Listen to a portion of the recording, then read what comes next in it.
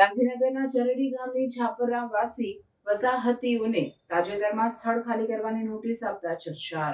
આ કાર્યવાહી બાદ વિસ્તારોના ગરીબ પરિવારોમાં ભય અને અનિશ્ચિતતા વ્યાપ્ત થઈ છે। થોડા દિવસોથી રાશનની દુકાનો પણ બંધ રહેતા વિસ્તારોના રહેવાસીઓને રોજિંદા અનાજ અને જીવન જરૂરી સામાન મેળવવામાં મુશ્કેલીનો સામનો કરવો પડી રહ્યો છે। આ પરિસ્થિતિ સામે આમ આદમી પક્ષે રાજ્ય સરકાર અને શાસક પક્ષ પર ગંભીર આક્ષેપો કર્યા છે। દિલ્હી જેવી જગ્યાએ ઝૂંપડપટ્ટી ધરાવતા વસાહતોને ઇમારતો અપાઈ રહી છે, પરંતુ ગાંધીનગર સહિત ગુજરાતમાં ગરીબોને ઘરની સુવિધા પૂરવાની બાબતમાં પક્ષપાત અને ઉદાસીન વલણ અપનાવવાનું પક્ષના કોર્પોરેટર તુષાર પરીખે કહ્યું। આમ આદમી પક્ષે ચરડી સહિત અસ્તિત્વમાં રહેલા ઝૂંપડપટ્ટી રહેવાસીઓને સ્થાયી નિવાસ આપવાની માંગ રાખી આવશ્યક થઈ આંદોલનનું એલાન પણ કર્યું છે। રાજ્ય સરકાર તરફથી હાલ સત્તાવાર પ્રતિસાદ સામે આવ્યો નથી, પરંતુ વિપક્ષી પક્ષોએ રાશનની દુકાનો બંધ થવા પામવાના મુદ્દે તાત્કાલિક દખલની માંગ કરી છે। ચરડી સહિતના ગ્રામીણ વિસ્તારમાં રહેતા ગરીબ પરિવારો પોતાની જમીનમાં સલામત વસવાટ અને જીવન યાપન માટે સરકાર સામે ન્યાયની અપેક્ષા રાખી રહ્યા છે।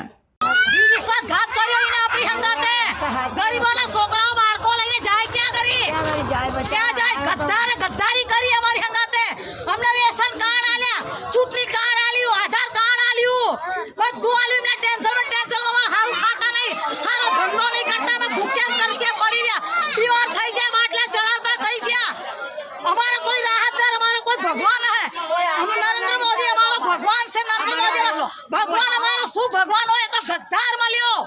અમારી જોડતી વોટિંગ કરીને અમારી હંગાતે વિશ્વાસઘાત કર્યો। અમે ભાજપ જ હતા, પણ ભાજપ જ અમારી હંગાતે વિશ્વાસઘાત કર્યો। અને આવા છોકરા મેલીને અમે જઈએ ક્યાં તારે?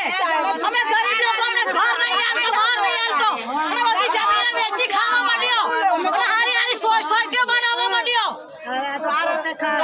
બિલ્ડિંગ વાળા બધા સાત વાળા મારા બિલ્ડિંગ કરો